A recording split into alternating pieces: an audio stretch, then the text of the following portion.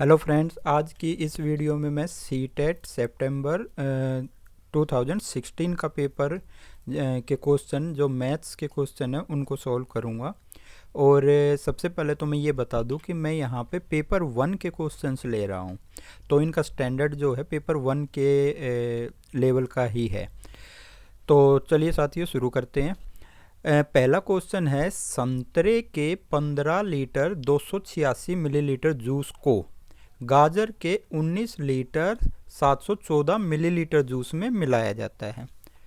इस मिश्रण में से 12 लीटर 750 मिलीलीटर जूस प्रयोग में लाया जाता है और शेष को बोतलों में भरा जाता है, जहां प्रत्येक बोतलों में 250 मिलीलीटर जूस आता है, तो बोतलों की संख्या है।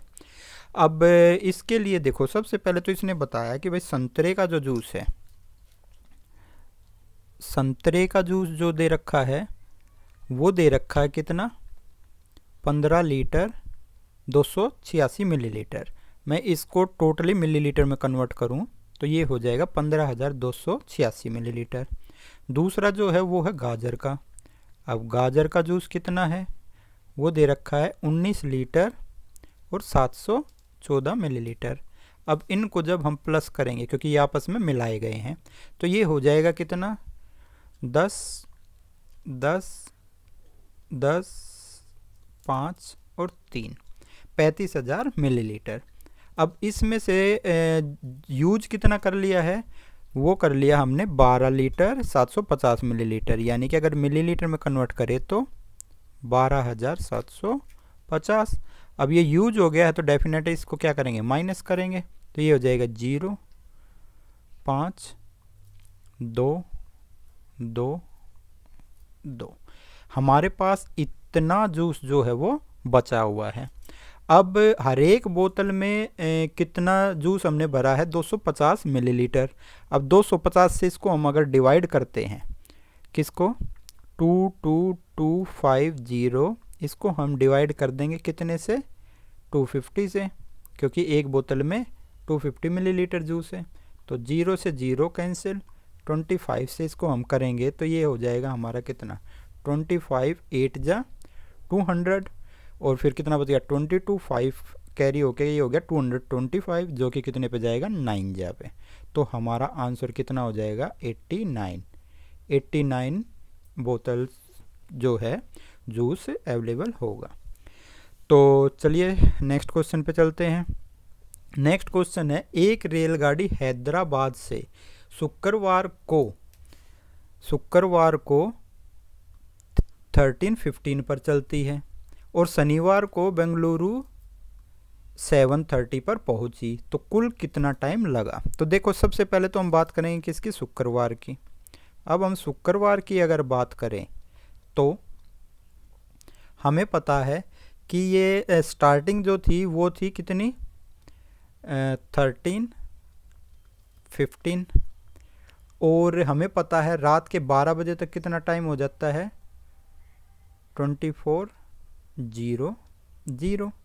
अब इसको जब हम इसमें से माइनस करेंगे तो हमें पता चल जाएगा कितना टाइम लगा है। तो देखो, 13:15 से अगर हम बात करें कितने तक, 14 तक, तो कितनी मिनट हुई, 45 मिनट्स हुई। और 24 से 14 तक अगर हम देखें तो कितने हुए, 10 आवर्स हुए। तो शुक्रवार के तो हमें मिल गए कितने, 10 आवर्स 45 मिनट्स मिल गए। एक बार दोबारा देख लो, 13:15 से 14 तक तो हो गई कितने मिनट, 45 मिनट्स, क्योंकि एक घंटे में कितनी 60 मिनट होती है। और फिर 14 से 24 तक कितने हो गए, 10 आवर्स। तो कुल मिला के शुक्रवार के तो हमें मिल गए कितने, 10 घंटे 45 मिनट। अब अगर हम शनिवार की बात करें तो शनिवार के कितने थे, भाई शनिवार के हमारे पास अवेलेबल थे 7 और 30। अब 7 और 30 थे, तो इनको अगर हम ऐड करते हैं तो 45 और 30 हमारे 60 से ज़्यादा हो जाएंगे। तो 60 के नाम का तो 1 घंटा बन गया। अब ये टोटल कितने बने, 60 को अगर हम हटा देते हैं तो कितनी मिनट बच गई, 15 मिनट बच गई, क्योंकि टोटल कितनी थी 75 में से 60 मिनट का तो 1 घंटा हो गया।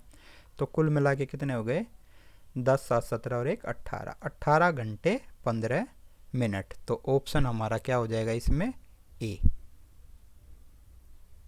नेक्स्ट क्वेश्चन पे चलते हैं। नेक्स्ट क्वेश्चन है, यदि 603 गुना 28 बराबर है 63 गुना 4 गुना में एक ब्लैंक दे दिया, तो इसमें क्या आएगा। तो सिंपल है ये तो क्वेश्चन, इसको हम इजीली निकाल देंगे। 603 इंटू में 28, इसको हम किससे डिवाइड कर देंगे, 63 इंटू में 4 से। अगर हम इसको 3 से करते हैं, 3 से करते हैं तो ये कितना हो जाएगा, 21 हो जाएगा। इसको हम 3 से करेंगे तो ये कितना हो जाएगा, 201 हो जाएगा। फिर 3 से करते हैं तो ये कितना हो जाएगा, 7। इसको 3 से करेंगे तो 67 हो जाएगा। अब 7 से 28 को करेंगे तो 4, 4 को 4 से, तो हमारा आंसर कितना बच गया, 67। तो ऑप्शन बी इसका करेक्ट आंसर हो जाएगा। नेक्स्ट क्वेश्चन पे चलते हैं। नेक्स्ट क्वेश्चन देखो ध्यान से देखना, इसमें जो संख्या दे रखी है वो दे रखी है कितनी, 30,028। ठीक है, अब इसके टुकड़े करने हैं। इसने 28 तो बता दी इकाई, ठीक है, 28 इसने बता दिए हजार। अब 28 इसने हजार बताए हैं, तो देखो ये ऐड होने पर कितना हो गया, 28,000 और प्लस में कितना है, 28 है, यानी कि 28,028। अब इसने पूछा कि दहाई कितने होंगे, तो देखो टोटल हमारे पास ये था, इसमें से इसको अगर हम माइनस करते हैं 30,028 में से हम 28,028 को माइनस करेंगे तो कितना बच गया, 0002, 2000 बच गया। अब 2000 बच गया तो लेकिन इसने पूछा कि कितने दहाई होंगे। एक दहाई में कितने होते हैं, 10 होते हैं, तो एक दहाई के नाम की अगर हम 0 हटा दे तो कितने दहाई बच जाएंगे, ये बच जाएंगे हमारे 200 दहाई।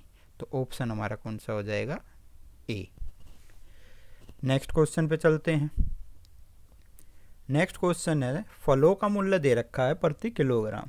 खरबूजा 18.50, चेरी 72 रुपये, अंगूर 120.60 और सेब दे रखा है 78.40।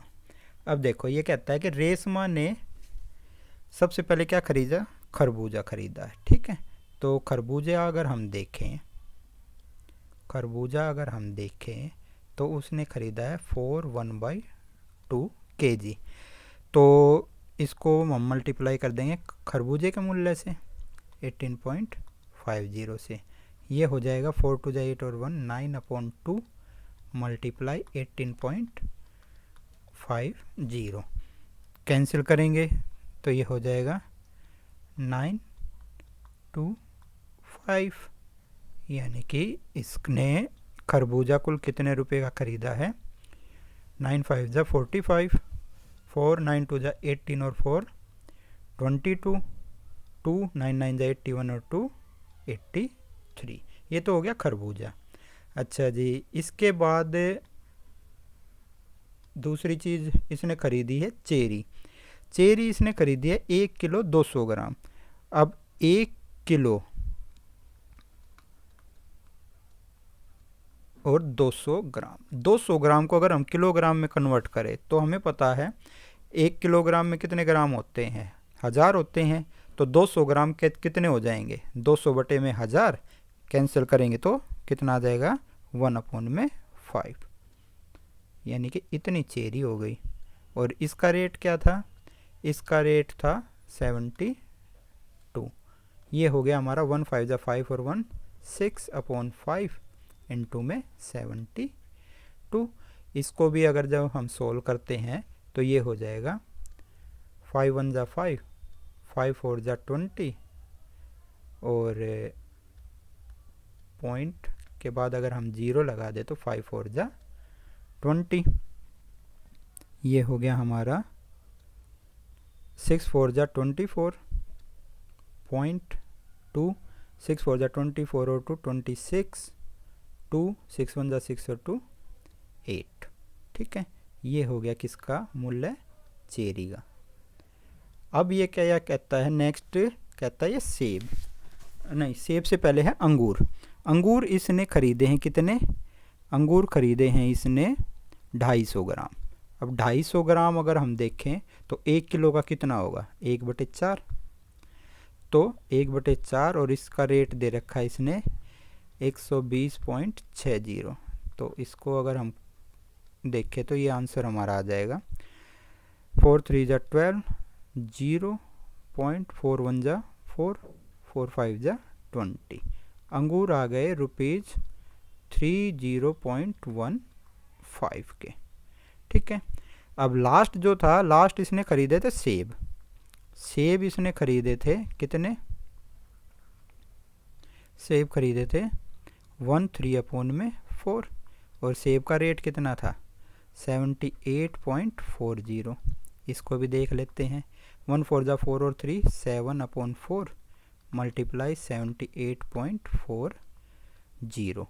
कट करेंगे तो ये हो जाएगा कितना, 4 1 जा 4, 4 9 जा 36, 2 4 6 जा 24। ठीक है, मल्टीप्लाई करने पर ये कितना आ गया, ये आ गया हमारा 7 0 जा 0, 7 6 जा 42, पॉइंट आ गया 4, 7 9 जा 63, 63 और 4 हो गए हमारे 67, 6 7 1 जा 7 और 6 कितने हो गए 13।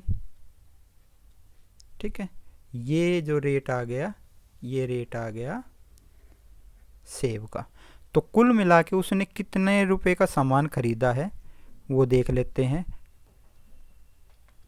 83.25 प्लस में 86.40 प्लस में 30.15 प्लस में 137.20, इतने का उसने सामान खरीदा है। इनको अगर हम ऐड करें तो 5 5 10 0, ये हो जाएगा हमारा 4 2 6 7 8 9 और 1 कैरी हो गया था तो 0, ये हो गया हमारा 7 3 10 16 और 1 कैरी का था 17, 1 8 8 16, 16 और 6 हमारा कितना हो गया 22 और 1 कैरी का था 23, 2 और 1 3, यानी 337 का सामान खरीदा था और उसने दुकानदार को दिए थे कितने 500 रुपये। अब 500 में से इसको माइनस कर देंगे तो पता चल जाएगा कि दुकानदार उसको कितने वापस देगा। तो 10 में से 7 गए 3, 9 में से 3 गया 6, 4 में से 3 गया 1, 163। तो हमारा ऑप्शन जो है कौन सा सही हो जाएगा, ऑप्शन डी इसका करेक्ट आंसर हो जाएगा। इसमें थोड़ी कैलकुलेशन बढ़ी थी। चलिए नेक्स्ट क्वेश्चन में चलते हैं। नेक्स्ट क्वेश्चन है, साबुन की एक टिकिया का आकार 7 centimetre multiply 5 centimetre multiply 2.5 centimetre है। दो पेटियों में जिनकी आंतरिक माप दे रखी है 56 सेंटीमीटर गुना में 0.4 मीटर गुना में 0.25 मीटर। ये कह रहा है कि साबुन की इन टिकियों की अधिकतम कितनी संख्या पैक की जा सकती है, इसमें कितनी साबुन की टिकियाँ आएंगी। तो सबसे पहली चीज़ तो देखो भाई, अगर हम ऐसी सिचुएशन कभी भी हमारे सामने आती है कि किसी दूसरी आकृति में कोई आकृति रखनी हो या फिर काटनी हो या फिर बदलनी हो, हमेशा आयतन सेम रहता है। तो सबसे पहले इनका हम आयतन निकाल लेंगे, इंग्लिश में वॉल्यूम कहते हैं। तो सबसे पहले हम लेते हैं साबुन की टिकिया। ठीक है, साबुन की टिकिया हम लेते हैं तो उसका आयतन कितना होगा, उसका आयतन होगा L into B into H, length multiply breadth multiply height. ठीक है, ये हो गया। अब बात करते हैं हम किसकी, पेटी की। पेटी की हम बात करें तो एक चीज़ देखो भाई, इसकी लंबाई तो दे रखी है कितनी 56, वही सेम आएगा इसका भी, length into breadth into height. इसका भी वॉल्यूम क्या हो जाएगा LBH, क्योंकि ये घनाभ के आकार की ही होती है। तो इसकी लेंथ एक तो दे रखी है 56 सेंटीमीटर। अब दूसरी 0.4 मीटर दे रखी है, तो इसको भी हम सेंटीमीटर में कन्वर्ट करेंगे तो कितना हो जाएगा, 40 हो जाएगा। फिर दे रखा 0.25 मीटर, तो इसको सेंटीमीटर में कन्वर्ट करेंगे तो 25 हो जाएगा, क्योंकि ये भी सारी सेंटीमीटर में थे, ये भी सारी सेंटीमीटर में हम कन्वर्ट कर लेंगे। अब हम देखेंगे कि एक पेटी में कितनी, एक पेटी में साबुन की कितनी टिकिया आएंगी। उसके लिए हम क्या करेंगे, सिंपली पेटी का जो वॉल्यूम है, ठीक है, उसको हम डिवाइड कर देंगे किससे, साबुन की टिकिया के वॉल्यूम से।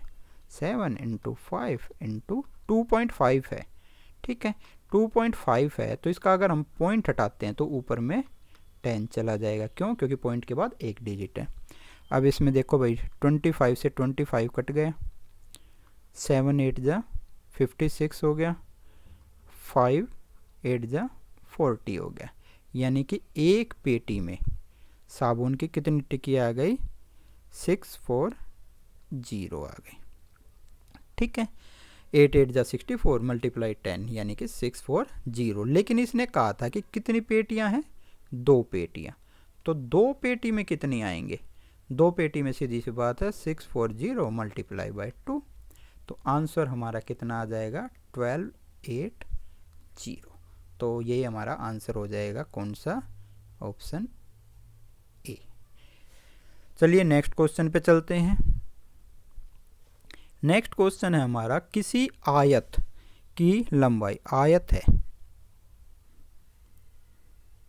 ठीक है, इसकी लंबाई जो है इसकी चौड़ाई की 3 गुना है, यानी कि चौड़ाई जितनी होगी उसकी 3 गुना क्या हो जाएगी, इसकी लंबाई हो जाएगी। अब ये कहता है इसकी चौड़ाई जो है एक वर्ग की भुजा का आधा है, एक वर्ग दे दिया, इसकी भुजा का आधा है, जिसका परिमाप, ठीक है, ये हमारा क्या है, वर्ग है, ये हमारा क्या है, आयत है। अब इसने लास्ट में किससे कंपेयर कर रखा है, वर्ग से, तो वर्ग से इसको हम सोल्व करते चलेंगे। कैसे, देखो वर्ग का परिमाप दे रखा है, कितना दे रखा है, 72 सेंटीमीटर। वर्ग का परिमाप क्या होता है, 4 गुना में भुजा, ठीक है, तो इससे हमें वर्ग की भुजा मिल जाएगी। वर्ग की भुजा हमें कितनी मिल जाएगी, 72 डिवाइडेड बाई 4, 4 1 जा 4, 4 8 जा, ठीक है, 32। तो ये हमारी भुजा हो गई किसकी, वर्ग की। अब इसने बोला कि आयत की चौड़ाई जो है, इसने बताया कि आयत की जो चौड़ाई है वो वर्ग की भुजा का आधा है। वर्ग की भुजा कितनी आई, 18, और उसका आधा भी कर लेंगे तो वो कितना हो जाएगा, 9, यानी कि 9 सेंटीमीटर हमें क्या मिल गई, आयत की चौड़ाई मिल गई। अब इसने बोला था कि लंबाई जो है चौड़ाई की 3 गुना है, आयत की जो लंबाई है वो आयत की चौड़ाई की कितने गुना है, 3 गुना है, यानी कि कितना हो गया, 27 सेंटीमीटर। अब ये कहता है, इससे देखो इसने जितनी भी सिचुएशन दे रखी है, आयत और वर्ग दोनों के परिमाप, आयत का परिमाप, वर्ग का परिमाप, वर्ग और आयत दोनों के क्षेत्रफल, आयत का क्षेत्रफल, वर्ग का क्षेत्रफल, मीन्स इसके परिमाप और क्षेत्रफल की तुलना कर रखी है। तो देखो वर्ग का परिमाप तो हमें ऑलरेडी पता है, ठीक है, वर्ग का जो परिमाप है, परिमाप तो हमें ऑलरेडी पता है, कितना दे रखा था, 72 सेंटीमीटर दे रखा था। अगर इसका हम क्षेत्रफल देखें तो क्षेत्रफल क्या होता है, भुजा गुना भुजा, भुजा हमारी कितनी आई थी, 18, 18 मल्टीप्लाई 18, 18 मल्टीप्लाई 18 हमारा कितना आ जाएगा, 300, 18 मल्टीप्लाई 18 हमारा कितना आ जाएगा, 324 आ जाएगा, ठीक है, सेंटीमीटर स्क्वायर। आयत की अगर हम बात करते हैं तो आयत का परिमाप हमारा कितना आएगा, क्या होता है, 2 × L + B होता है, तो 2, लेंथ इसकी कितनी थी, 27, और ब्रेड्थ इसकी कितनी थी, 9, ये हो गया हमारा 2 इंटू में 36 यानी कि 72 सेंटीमीटर। अब देखो यहाँ पे इसका परिमाप और इसका परिमाप पहले ही इक्वल आ गया, तो हमें इसका क्षेत्रफल निकालने की ज़रूरत ही नहीं है, क्योंकि ऑप्शन ए हमारा करेक्ट हो जाता है कि भाई आयत और वर्ग दोनों का परिमाप बराबर है। तो और ऑप्शन को हमें देखने की ज़रूरत ही नहीं है। चलिए नेक्स्ट क्वेश्चन पे चलते हैं। नेक्स्ट क्वेश्चन है, संख्या हमारे पास अवेलेबल दे रखी है क्या, 29503। इसमें 5 का स्थानीय मान, अब 5 का स्थानीय मान कितना हो जाएगा, 500 हो जाएगा। दूसरी संख्या दे रखी है 32071, इसमें 7 का अंकित मान 7 का तो 7 ही होगा, ठीक है। अब इनमें अंतर कितना है, तो सिंपली 500 में से हम 7 को क्या कर देंगे, माइनस कर देंगे, तो हमारा आंसर कितना आ जाएगा 493 हमारा क्या हो गया, आंसर हो गया। चलिए नेक्स्ट क्वेश्चन पे चलते हैं। नेक्स्ट क्वेश्चन है, हरीश ने एक स्कूटर कितने में खरीदा, ₹49,553 में खरीदा। उसने 8,076 का नगद भुगतान कर दिया। 8,076 जो है इसने पे कर दिए, तो वो हम इसमें से माइनस कर लेंगे। कितना हो गया, ये हो गया हमारा 13 में से 6 गया 7, यहाँ पे 14 में से 7 गया 7, यहाँ पे 4 में से 0 गई 4 1 4, तो 41,477 अब भी बाकी है। अब इसने ये क्या कहा है कि इसको हमने 37 बराबर किस्तों में देना है, तो डेफिनेट है इस पैसे को हम किस से डिवाइड कर देंगे, 37 से हम इसको डिवाइड कर देंगे। हमें डिवाइड करना है 41,477 को कितने से, 37 से, ठीक है। तो इसको जब हम सोल्व करेंगे तो देखो डिवाइड करते वक्त 37 1 जा 37, ये कितना आ गया, यहाँ पे बच गया हमारा 4, फिर 4 आ गया, फिर 1 जा पे जाएगा, तो ये हो जाएगा 37। अब माइनस करने पे फिर कितना आता है, ये आता है हमारा 7। नेक्स्ट हमारा यहाँ पे 4 कैरी हुआ था, यहाँ पे 7 कैरी हो गया, ठीक है। अब 77 है, इसको हमने 37 से, ठीक है, तो ये कितने पे जाएगा, 2 जा पे जाएगा, 2 जा पे जाएगा, तो ये हो जाएगा 74 3, और फिर ये जो नेक्स्ट 7 था ये फिर आ गया यहाँ पे, तो 37 1 जा 37, ठीक है। तो डिवाइड करने पर हमें कितना मिला, 1121, जो कि ऑप्शन हमारा क्या है, डी। चलिए नेक्स्ट क्वेश्चन पे चलते हैं। 15 दिनों में मिनटों की संख्या 15 दिन है। अब 15 दिन की बात करें तो एक दिन में होते हैं 24 घंटे, तो घंटे कितने हो जाएंगे, 15 गुना में 24, ठीक है। अब 15 गुना 24 अगर हम करते हैं तो ये आएंगे हमारे घंटे, जो कि कितने हो गए, 15 चौके 60, 6 15 दूनी 30 और 6 36, 360 आवर्स हो गए, ठीक है। अब इसने कहा था मिनटों की संख्या, तो इसको मिनट में भी कन्वर्ट कर लेते हैं। मिनट में भी कन्वर्ट करेंगे तो फिर 60 से मल्टीप्लाई, क्योंकि एक घंटे में कितनी मिनट होती हैं, 60 होती हैं, तो ये हो जाएगा 0 0 6 6 जा 36, 3 6 3 जा 18 और 3 21। इतनी मिनट्स जो हैं किस में हो गई भाई, 15 दिन में। अब ये कह रहा है कि सेकंडों के संख्या के बराबर है। अब यहाँ पे ऑप्शन हमारे क्या हो गए, एक हो गया 6। अब 6 घंटे की अगर हम बात करते हैं तो एक घंटे में कितने होते हैं भाई, 3600 होते हैं, तो आंसर हमारा क्या आ गया, 0 0 6 6 जा 36, 3 कैरी 6 3 जा 18 और 3 21। लो, हमें आगे सोल्व करने की ज़रूरत ही नहीं है, ऑप्शन हमारा क्या हो जाएगा, पहला ही ऑप्शन हो जाएगा 6 घंटे। ठीक है। यानी 15 दिनों में मिनटों की संख्या हमारी कितनी आई थी? हमारी आई थी 21,600। और 6 घंटे में सेकंडों की संख्या भी कितनी है? 21,600। तो ये ऑप्शन हमारा करेक्ट हो जाएगा। Next question.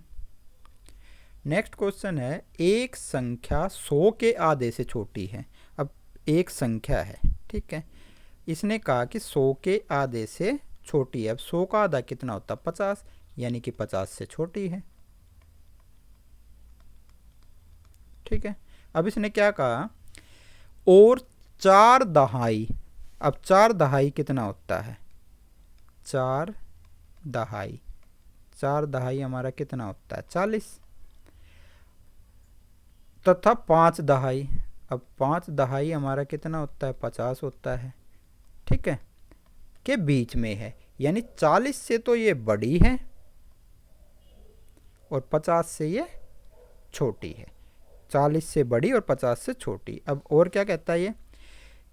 अब 40 से 50, देखो एक चीज़ मैं पहले बता दूं, 40 से तो बड़ी है और 50 से छोटी है, तो हमारी कौन सी हो सकती है? 41, 42, 43, 44, 45, 46, 47, 48, 49। इनमें से ही कोई सी होगी संख्या। अब आगे देखो क्या कहता है। आगे ये कहता है, इसके इकाई का अंक दहाई के अंक से 1 कम है। ये तो देखो बिल्कुल सिंपल हो गया। दहाई का अंक तो हर एक में कितना है? 4 है, हर एक में 4 है। और इकाई का अंक जो है वो दहाई के अंक से 1 कम है, यानी कि 43। 43 ऐसा है जिसमें 4 से 1 कम आता है इकाई का अंक। तो संख्या तो हमें पता चल गई कितनी है? 43 है। यदि संख्या में अंकों का योग 7 है, तो ध्यान से देखो, 4 और 3 7, तो ये हमारी संख्या हो गई। इसने कहा अंकों का गुणनफल कितना होगा। अब अंक हमारे क्या है? 4 है और 3 है, तो इनका गुणनफल कितना हो गया? 4 3 12। ऑप्शन हमारा क्या हो जाएगा? सी। चलिए नेक्स्ट क्वेश्चन पे चलते हैं।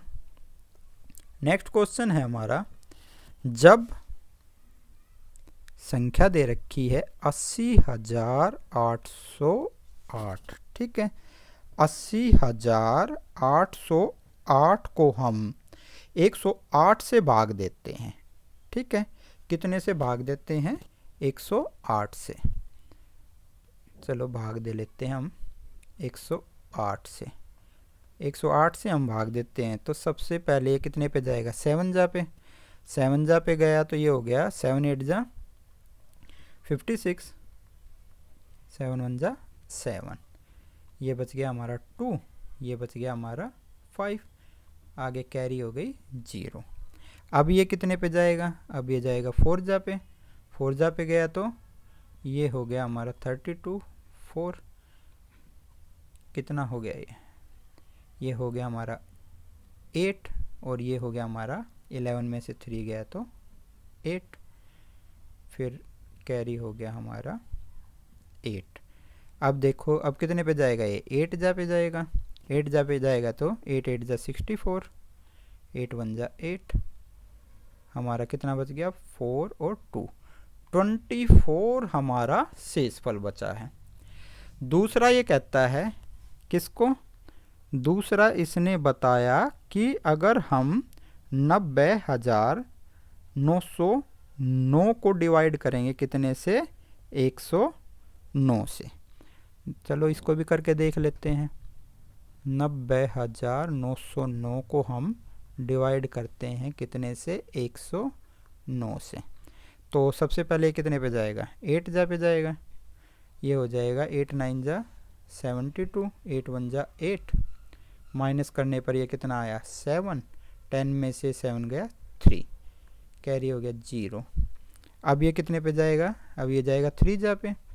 3 जा पे गया तो 27, 3, माइनस करने पर कितना बचा? 3 और 4, 43, 9 कैरी हो गया। अब ये कितने पे जाएगा? 4 जा पे जाएगा। 4 9 जा 36, 4 1 जा 4, माइनस करने पर इसमें शेषफल हमारा कितना बच गया? 3। देखो दोनों के शेषफल हमें मिल गए। पहला क्या था? पहला था 80,808 को 108 से भाग देने पर प्राप्त शेषफल को, यानी कि 24 को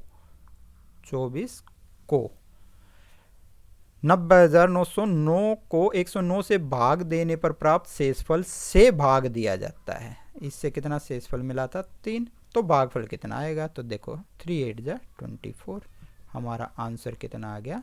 8। तो ऑप्शन हो जाएगा हमारा ए। चलिए नेक्स्ट क्वेश्चन पे चलते हैं। नेक्स्ट है, निम्नलिखित में से कौन सा सही नहीं है? देखो ऑप्शन ए है हमारा। ऑप्शन ए दे रखा है कितना? 2005 ग्राम को हम क्या लिख सकते हैं? 2.005 किलोग्राम। 1 किलोग्राम में कितने ग्राम होते हैं? 1000। तो यहाँ पे ये ऑप्शन हमारा सही है, यानी कि आंसर हमारा नहीं होगा। दूसरा है, किसी घनाभ का आयतन जिसकी लंबाई 45 सेंटीमीटर, चौड़ाई 14 सेंटीमीटर और ऊंचाई 40 सेंटीमीटर है, बराबर है उस घन के आयतन के जिसकी भुजा 0.3 मीटर है। देखो इसमें कैलकुलेशन करनी पड़ेगी, तो हम इसको अभी रोक लेते हैं, हम चले जाते हैं अगले ऑप्शन में। 10 का शतांश 0.1 है। 10 का शतांश, शतांश का मतलब क्या है? 100वां भाग। अब 100वां भाग निकालने के लिए हम इसको कितने से? 100 से डिवाइड करेंगे, तो एक जीरो से एक जीरो कट गई और जीरो के नाम का यहाँ पे पॉइंट आ जाएगा, तो ये हो जाएगा 0.1, यानी कि ये ऑप्शन भी सही है। नेक्स्ट पे चलते हैं। नेक्स्ट क्या है? 55 लीटर और 55 मिलीलीटर। अब 55 लीटर और मिलीलीटर का हम कंपैरिजन करते हैं तो 1 लीटर में 1000 मिलीलीटर होते हैं, तो ये कुल मिलाकर कितने होंगे? ये होंगे 55.055, जबकि यहाँ पे क्या दे रखा है?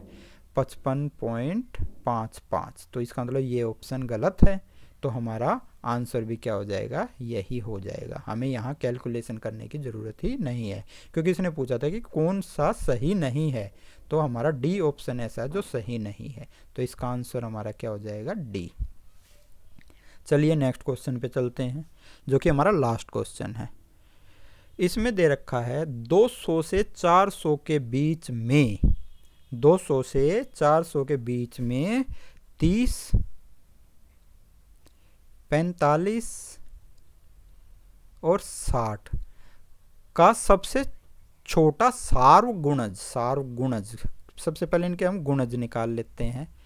थोड़ा देखो 30 है पहले, तो 30 के बाद क्या आएगा? 60, 90, 120, 150, 180, 210, ऐसे ही आगे हम जाएंगे तो कितना हो जाएगा? 240, 270, 300।